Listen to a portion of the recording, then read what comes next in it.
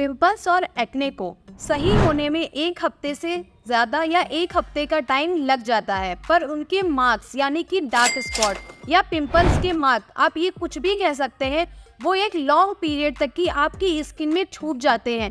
अगर ये marks scratch में बदल जाते हैं तो ये एक लाइफ टाइम या परमानेंट मार्क भी बन जाता है।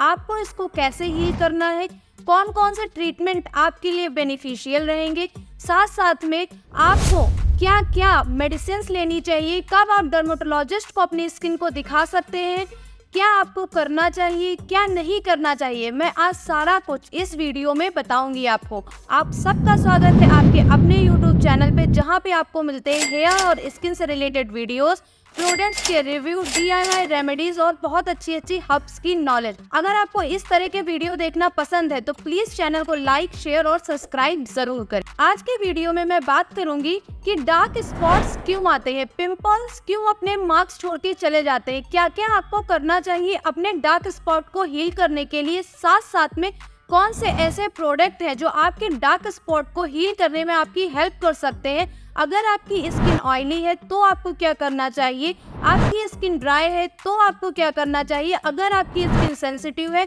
तो आप क्या कर सकते हैं। इन सारे टॉपिक्स को कवर करूंगी मैं आज के इस वीडियो में, इसीलिए वीडियो के एंड तक की बने रहे ताकि कोई भी आवश्यक जानकारी या कोई भी इम्पोर्टेंट बात आपसे छूटने ना पाए। सबसे पहले हम जानेंगे कि पिंपल्स के मार्क्स क्यों छूट जाते हैं। पिंपल तो सही हो जाता है पर उसके मार्क्स कैसे रह जाते हैं, या किसी तरह का कोई डार्क स्पॉट आपके फेस पे कैसे होता है।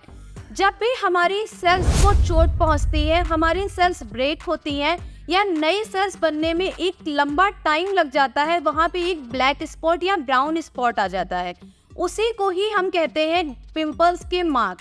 यानी कि जब आपका पिंपल्स सबसे पहले आपकी स्किन की तीसरी सतह पर बनता है, फिर वो धीरे धीरे उभरता है और जब उसमें पस आने लगता है या एक मोड़ बन जाता है, तब वो आपकी स्किन की ऊपरी सतह पर दिखना शुरू होता है।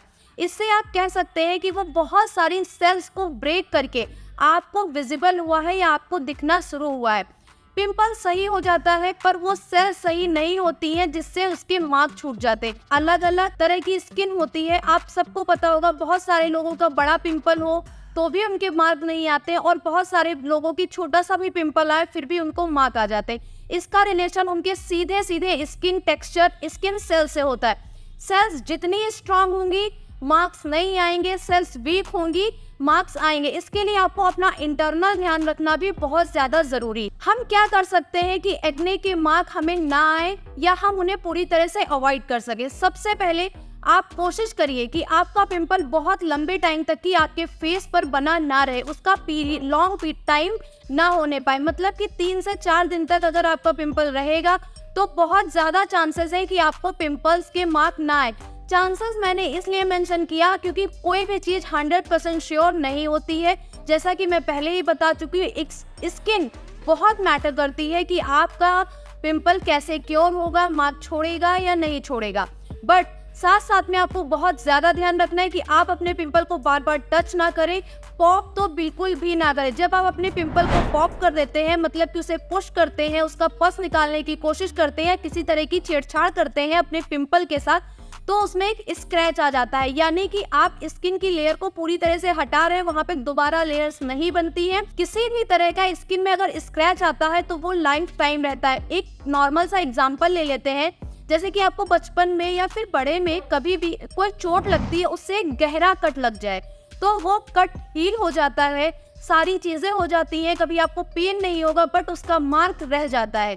मतलब कि वहाँ की स्किन आपको दबी हुई दिखेगी या फिर स्क्रैच दिखेगी। वो स्क्रैच परमानेंट होता है, उसको आप कभी हील नहीं कर सकते हैं जब तक कि आप उसके लिए कोई हैवी सर्जरी ना कराएं। तो पिंपल को पॉप करने से आप समझ सकते हैं कितनी बड़ी प्रॉब्लम हो सकती है। अब हम बात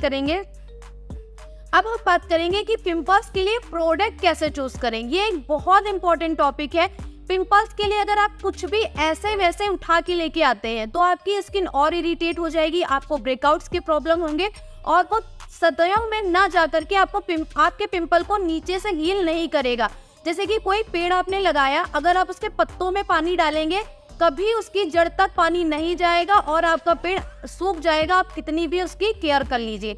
तो पिंपल को हील करने का सबसे सही तरीका यही है कि आप वैसे प्रोडक्ट चूज करिए कि जो आपकी स्किन की सतहों को धीरे धीरे हील करे, जिससे आपको किसी तरह का कोई मार्क आने ही ना पाए। क्योंकि जब मार्क आ जाता है तो उसको हील करने में बहुत ज्यादा प्रॉब्लम होती है। ये मेरी बात से सारे लोग एग्री करेंगे जिनको पिंपल्स के मार्क आ चुके हैं। सबसे पहले आपको पिंपल है या नहीं है, अपनी स्किन केयर रूटीन में सनस्क्रीन को जरूर शामिल करिए, क्योंकि सन एक्सपोजर से भी आपकी सेल्स डैमेज होती हैं, ऑयल का प्रोडक्शन ज़्यादा होता है, मेलानिन का प्रोडक्शन ज़्यादा होता है और स्पॉट्स अपने आप ऑटोमेटिकली आपकी स्किन पे आ जाते हैं। बट फिर भी अगर आपके स्पॉट्स हैं तो आप कैसे अपनी स्किन को हील करेंगे, इसके लिए सबसे पहले जानने की ज़रूरत है कि आपकी स्किन इस टाइम है कैसी। अगर आपकी स्किन पे पिंपल और पिंपल के मार्क्स दोनों हैं, यानी कि एक्टिव पिंपल भी हैं और पिंपल के मार्क्स भी हैं, तो आप कुछ मेंशन किए हुए प्रोडक्ट्स को यूज कर सकते हैं, जिससे आपकी स्किन में बहुत ही अच्छे चेंजेस देखने को मिलेंगे। सबसे पहले हम उन प्रोडक्ट को चूज करेंगे जिसमें एजिलिक एसिड हो। ये एसिड आपकी स्किन को बहुत ही अच्छे से ट्रीट करेगा, आप एक्टिव एक्ने को शांत करेगा, साथ साथ में उसकी सेल्स को भी साथ ही में रिपेयर करने लगेगा। मतलब जैसे आपको पिंपल आया, उसने नीचे की सेल्स को रिपेयर करना स्टार्ट कर दिया होगा, जिससे आपको पिंपल का मार्क नहीं रहेगा। आप एजिलिक एसिड बेस्ड प्रोडक्ट को चूज कर सकते हैं, जिसमें कुछ प्रोडक्ट के नाम मैं मेंशन करती हूँ। पहला है एजी क्लियर। एजी क्लियर एक फार्मेसी प्रोडक्ट है जिसको आप यूज करके अपने पिंपल को हील कर सकते हैं। दूसरा है एक कॉस्मेटिक प्रोडक्ट जो मिनिमलिस्ट का है, एजी क्लियर। ये दोनों प्रोडक्ट आपकी एक्टिव एक्ने और मार्क्स की प्रॉब्लम को साथ में क्योर करेंगे। अगर आपको एक्टिव एक्ने और मार्क्स है तो आप इन दोनों प्रोडक्ट को अपनी स्किन केयर रूटीन में शामिल कर सकते हैं। इनको आप दोनों टाइम यूज कर सकते हैं, यानी कि एएम और पीएम दोनों रूटीन में शामिल कर सकते हैं। बहुत सारे लोग गलती करते हैं, ये एसिड्स कभी भी अपने स्किन पे स्क्रब नहीं करना चाहिए, यानी कि आपने लिया और तेज से रब मत करिए, बहुत ही हल्के हाथों से सर्कुलर मोशन में पूरे फेस पे स्प्रेड कर लीजिए और उसे छोड़ दीजिए, उसको ऑटोमेटिकली स्किन के अंदर एब्जॉर्ब होने दीजिए। ट्राई मत करिए और बहुत ही छोटा अमाउंट अपने फेस पे लगाइए। एसिड्स का हैवी अमाउंट आपकी स्किन को और ज्यादा इरिटेट कर सकता है। अच्छे प्रोडक्ट को भी अगर आप अच्छी तरीके से नहीं लगाएंगे, आपकी स्किन वर्स्ट कंडीशन में भी जा सकती है। अब हम बात कर लेते हैं दूसरी कंडीशन की। एक्ने सही होगा, एक एक्ने दो एक्ने आते हैं और सही हो जाते हैं, पर उनके मार्क रह जाते हैं। एक्टिव एक्ने नहीं है, सिर्फ मार्क हैं। तब हम उन प्रोडक्ट को यूज करेंगे जिनसे मार्क को हील करने में मदद मिले, मार्क को कम करने में मदद मिले, जिसमें आपके आते हैं kojic acid, niacinamide based product. Kojic acid और नियासिनामाइड दोनों ही एसिड्स ऐसे एसिड्स हैं जो आपकी स्किन को पूरी तरह से शांत करेंगे, जो आपकी स्किन को लाइट करने में, ब्राइट करने में बहुत हेल्प करते हैं और आपके डार्क स्पॉट को भी बहुत बखूबी तरीके से फेड करते हैं। इनको भी आप नाइट केयर रूटीन और डे केयर रूटीन दोनों में शामिल कर सकते हैं, एएम यानी पीएम रूटीन दोनों में। इससे क्या होगा, आपकी स्किन बहुत जल्दी और बहुत प्रॉपर वे में हील हो जाएगी। पर जब हमारी स्किन ड्राई होती है तो हमें बहुत ज्यादा ध्यान रखना होता है कि हमें कौन से प्रोडक्ट चूज करने हैं जिससे हमारी स्किन ज्यादा ड्राई ना हो, हल्की ना हो, इरिटेट ना हो और रेडनेस ना आए। जैसे कि अभी विंटर सीजन स्टार्ट होने वाला है, हमें बहुत सोच समझ के प्रोडक्ट यूज करने पड़ते हैं अपनी ड्राई स्किन के लिए। मेरी स्किन ड्राई नहीं है, ऑयली है, बट मैं फिर भी आप लोगों को बहुत अच्छा सजेशन देने जा रही हूँ।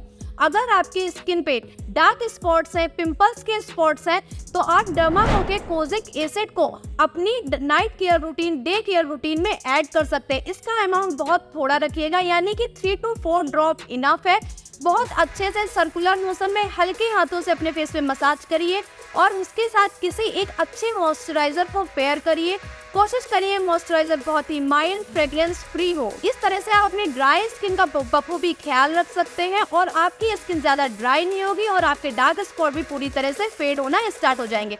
हम बात करते हैं सबसे ज्यादा सेंसिटिव स्किन पे। अगर आपकी स्किन पे कोई भी प्रोडक्ट सूट नहीं करता है, आपको किसी भी तरह की प्रॉब्लम रहती है, आप किसी तरह का स्किन ट्रीटमेंट ले रहे हैं, तो किसी भी इन्फ्लुएंसर के किसी भी वीडियो को देख करके अपनी स्किन पे कुछ भी अप्लाई करना स्टार्ट नहीं करिए। किसी अच्छे डर्मेटोलॉजिस्ट से सलाह लीजिए, किसी अच्छे स्किन डॉक्टर को दिखाइए, उसके बाद उनके रेकमेंडेड प्रोडक्ट को ही अच्छे से यूज करिए। क्योंकि अगर आप ऐसे ही बिना स्किन को टेस्ट कराए कुछ भी अपनी स्किन पे अप्लाई कर लेंगे, सिर्फ एक वीडियो देख के, किसी इन्फ्लुएंसर की बात सुन के या कोई ऐड देख के, तो आपकी स्किन की कंडीशन और ज़्यादा वर्स्ट हो जाएगी। उसको हील करने में आपको बहुत लंबा टाइम लगेगा। इसीलिए अपनी स्किन के साथ बहुत ही ज़्यादा अवेयर रहिए और बहुत सोच समझ के प्रोडक्ट का चुनाव करिए। मेरे भी बताए हुए प्रोडक्ट से अगर आपको किसी भी तरह का कोई नुकसान हो रहा है, कोई प्रॉब्लम हो रही है, तो देखिए सबकी स्किन बहुत अलग होती है, अलग तरह से रिएक्ट करती है। आप तुरंत के तुरंत वो प्रोडक्ट स्किप भी कर सकते हैं, उसमें कोई प्रॉब्लम नहीं है। और अपने ऑनेस्ट कमेंट से ज़रूर करिए जिससे दूसरे लोगों को भी हेल्प हो, और प्लीज़ अपना स्किन का टाइप भी मेंशन करिए। थैंक यू सो मच, मिलते हैं अपने नेक्स्ट वीडियो में।